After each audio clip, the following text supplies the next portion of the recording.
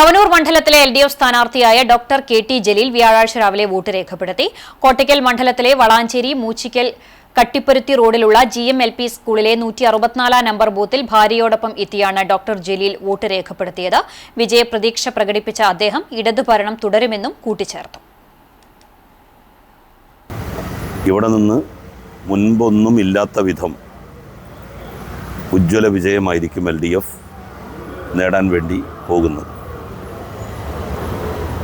16 സീറ്റിൽ 4 സീറ്റുകളാണ് ഇതുവരെ റീകോൺസ്റ്റിറ്റ്യൂഷന് ശേഷം LDF നേടിയിട്ടുള്ളത്.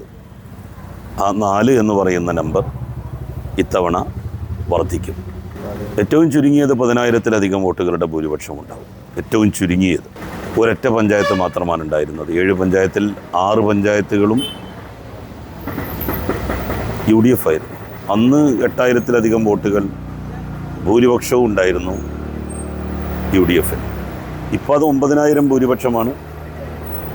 അതിനെയൊക്കെ മറികടക്കും. കാരണം ആളുകൾ ഓരോരുത്തരും തദ്ദേശ തെരഞ്ഞെടുപ്പിൽ സ്വീകരിക്കുന്ന വോട്ടിംഗ് പാറ്റേൺ അല്ല നിയമസഭാ തെരഞ്ഞെടുപ്പിന് സ്വീകരിക്കുക. അത് എല്ലാവർക്കും ബോധ്യമാണ്.